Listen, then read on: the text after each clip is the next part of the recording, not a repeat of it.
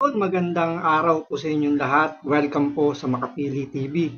Rekta na po tayo. Desperado na po talaga ang Marcos administration para lang hindi makatakbo o hindi maging presidente si Sara Duterte sa 2028. Lahat na ng dirty tactics, lahat ng pwedeng, alam niyo yun, maging kakampi nila para may sakatuparan nila yung kanilang mga plano na hindi mga Duterte ang sumunod na magiging presidente ng Pilipinas, talagang gagawin nila. Dahil talagang alam nila, ramdam na nila ngayon na may kalalagyan sila kapag si Sara Duterte ang naupo bilang presidente. Pero yan ay gagawa nila ng paraan para hindi nga maging presidente si Sara Duterte. So ito, panoorin po natin, pero bago ang lahat, kung hindi ka pa nakasubscribe sa Makapili TV, baka naman pwedeng pakipindot po muna yung subscribe button. At the same time, palike na rin po ng video, wala naman pong bayad dyan. Kaya pindot na. So ito, panoorin po natin.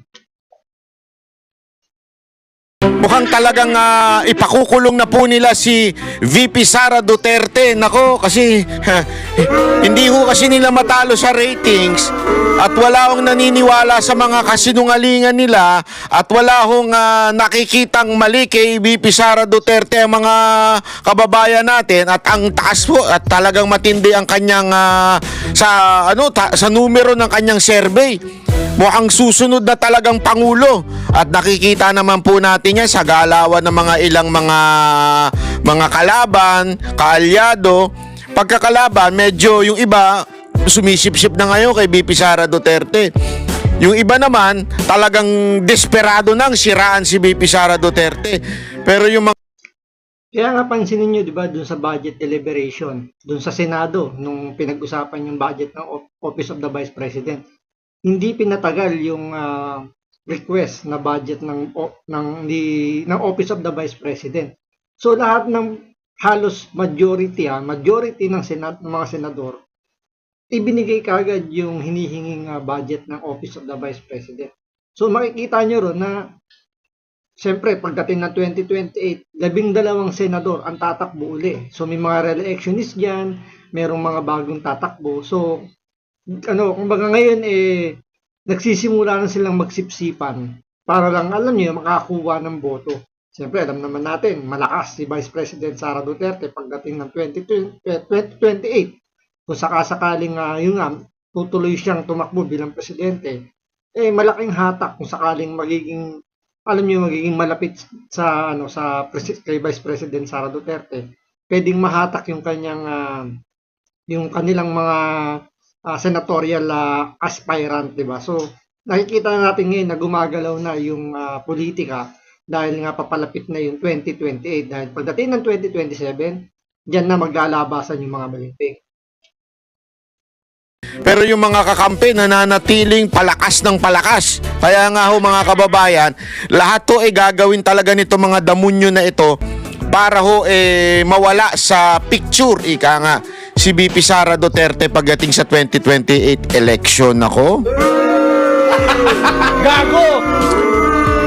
Kung maaalala ninyo, ginawa yung impeachment, di ba? Kung maaalala ninyo, ginawa yung PI. Lahat yan para maging presidente yung tambaluslos di ba? Pero wala. Hindi effective. Di ba? As in, walang nangyari, nga. Dahil nga naman, hindi yun ang hindi yun ang tamang paraan at wala sila dun sa katotohanan. Etong si VP Sara Duterte, tahimik lang, nagtatrabaho lang, 'di ba? Ginagawa lang niya yung talagang mandato niya. Tapos patuloy na umaangat. Etong si BBM at saka yung mga bata niya. Ayun na, negative nga yung isa 'Di ba? Talaga. Kaya yan yung nakakatakot kay Vice President Sara Duterte dahil tahimik lang siyang tumatrabaho. Pero lahat yan markado sa kanya kung sino-sino yung mga bumabanat sa kanya ngayon. Kaya expect natin kung sakasakali at sana naman matuloy nga yung pagtakbo niya bilang presidente, magiging mainit ang politika ng Pilipinas pagpasok ng 2028. Talagang pabagsak ng pabagsak. Si BBM, presidente na yan, pabagsak pa rin ng pabagsak. Saka nakakita ng ganyan. Di ba? Mamaya may papakita pa po tayo. Talagang sinuplak ko sinuplak ng tadhana na naman ito si BBM. Alam mo ito si BBM, no? Yung, kasi itong mga tao na to, yung mga lulong, ha?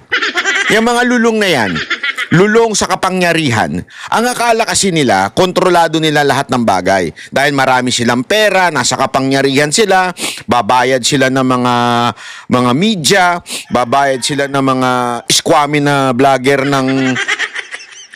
yung mga squammy na vlogger niya na papatusin kahit 2,000, 10,000, basta lang makasira ng tao at kumita, papatusin. Mga squammy yun eh.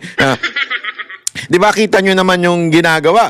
Tapos at the same time, yung mga kaalyado sa politika, lalo na sa kamara, ay talagang todo-todo panggigipit, paninira kay VP Sara Duterte. Kitang-kita nyo yung galawan na yun eh, di ba? Lahat po na aspekto ng gobyerno ginagamit para lang talaga masiraan ng kalaban. Pero alam nyo? Bili mo nga isipin, yung COA report. COA na mismo nagsabi na walang nilabag, hindi, kumbaga, maayos naman nagamit yung pondo ng Office of the Vice President, especially yung iniiyak-iyak nga nilang confidential funds ni VP Sara, di ba? Pero hindi nila tinatanggap yung COA report. Sinasabi pa rin nila si Mary Grace Piatos, ipaliwanag daw yun. Kung tutusin, hindi mo nga kailangan ipaliwanag yun kasi nga confidential eh. Pero yun pa rin yung narrative nila, paulit-ulit yung confidential funds ni Vice President Sara Duterte na nasa 125 million. Pero, bakit hindi nila batikusin yung trilyong piso na ninanakaw ng administrasyon ni Bongbong Marcos? Diba, pansinin nyo, nawawala yung issue ng flood control kung gaano kalaki ang ninakaw dyan. Pero doon pa rin sila nakastick doon sa 125 million na confidential funds si Vice President Sara Duterte. So yun ang ginagamit nilang paulit-ulit na paninira dito kay Sara Duterte. Pero alam nyo, dahil sa ganyan, siya yung nasisira. Siya yung, alam mo yon, yung halimbawa na nga lang yung ghost flood control. Remember, bago naman lumabas yung lintik na ghost flood control na yan, sino ba unang nagyabang? Di ba si Marcos? Sabi niya 5,500 na flood control. Palakpakan na may mga tarantado, di ba? Yung mga congressman, mga gunggong, no? Alam naman nilang ghost flood control, pero palakpakan pa rin sila. Tangina, inuuto nila si Marcos, no?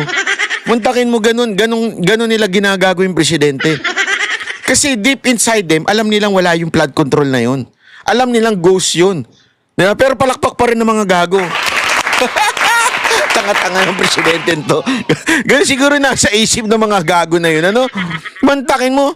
Oh, tapos yung susunod na zona, mahiya naman kayo. Tangin na palakpak pa rin. Hindi niya talaga alam kung sino may kasalanan. Kasi tinataon siguro nila na lutang si Bongbong Marcos bago sila magbigay ng report. Ito naman si Bongbong Marcos, ang tikas ng panga. Hindi niya maintindihan na lahat nagbubumirang na sa kanya kapag siya ay nagbibigay ng ganyang mga statement. Ito nga, pinakahuli, di ba, sa DepEd, yung classroom. Ilan ang target niya? Pero ilan lang nagawa? 22 classroom sa loob ng isang taon. Biruin mo, 22 classroom out of 1,000 something na classroom ang target. 22 lang. Ipinagmalaki niya yan.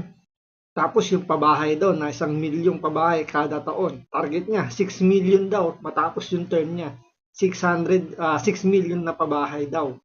Tapos mamukat-mukat tayo. Nasa 300,000 pa lang ang nagagawa ng administrasyon ni Bongbong Marcos sa pabahay. So hindi pa rin naiintindihan ni Bongbong Marcos dahil nga matigas yung panga niya. Hindi niya naiintindihan na niloloko na siya naman sa paligid niya.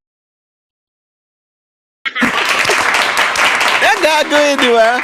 Ang lupit ni Marcos nung time na yon. Ano nangyari kasi after the 5,500 announcement, kinabukasan, binaha, di ba? Sunod-sunod yung baha na nangyari sa Pilipinas. To the point, kahit yung mga dating hindi naman binabaha, ay binabaha na. At the same time, umambun lang, baha na. Ganong katindi, lumala.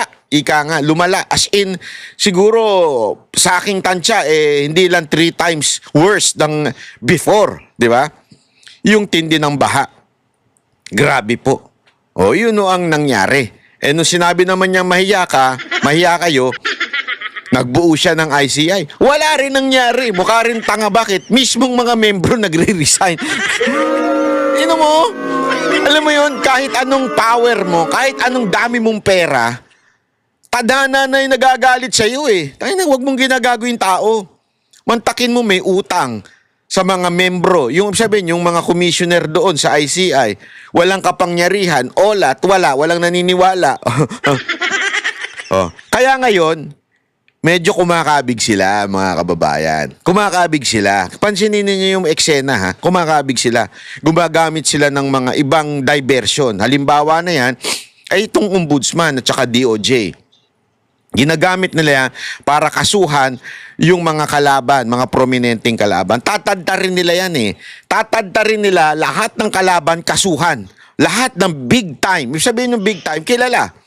Halimbawa nga dyan, sila Senator Bong Revilla. O, di ba? Si VP Sara Duterte. Kakasuhan nila ng kakasuhan yan. Para si Bato. Para talaga mapokus yung ano ng tao doon. Plunder, tinan mo ngayon, plunder case ikakaso kay VP Sara. Diba? Yan yung mga diversionary tactics na ginagawa ngayon ni Bongbong Marcos na baka bumalik din sa kanya yan. Kasi nga wala namang saysay yung mga pinagkakaso nila. Masabi lang na may ginagawa itong si Bongbong Marcos para na maging malinis yung pangalan niya, may iwas niya yung sarili niya. Kaya niya itinayo yung ICI dahil nga ang galing ng pagkakagawa ng pangalan ko, iisipin mo, di ba? Independent Commission for Infrastructure. Di ba? Independent Commission for Infrastructure. So pinaninindigan na hindi, independent yan. Hindi yan pwedeng diktahan ng sino man kasi ang focus lang yan yung flood control mga ghost project. Pero kung iisipin mo, sabi nga ni Banat Bay, sino ba nag-create ng ICI? Yung presidente. Kanino manggagaling yung pondo ng ICI? Sa presidente. Kasi hindi naman kasama sa budget ng national budget natin yung ICI eh. Hindi nga yan dumaan sa sa House of Representatives sa mga mambabatas para gawin yung ICI para magkaroon ng ngipin. Kaya nga puro investigasyon lang ginagawa nila at selective lang ang ginagawa ng mga yan. Diyan nga lang nakarelay si Boying Remulla. Panayang press con, tapos kung ano lang makukuha ng ICI na mga dokumento, nakarelay lang siya doon kasi panayang niya. So para merong merong tawag dito, panabla si Boying Remulla para once na ito alam niyo yun, ma-dismiss yung kaso. Hindi, siya dyan, parang sasabihin niya na wala akong kinalaman sa pagkaka-dismiss kasi nag-relay lang ako doon. So, panghugas kamay. Yan ang ginagawa nung mag-amo, si Boying Remulla at si Bongbong Marcos, panghugas kamay lang nila itong ICI. Kaya yung iba dyan, nag-resign na kasi nga nararamdaman na. Biruin mo, binubudol, wala nga silang pondo. Sabi ni Bongbong Marcos, bibigyan niya ng pondo. Pero hanggang ngayon, wala pa sila nakukuha ng pondo. Sabi nga rin ni Babe Singson, kaya siya nag-resign. Ultimong printer paper, wala sila. Sila pa yung nag-aabono. So, sila na yung tumatanggap ng galit ng taong bayan. Sila pa nag-aabono ng mga ginagamit nila.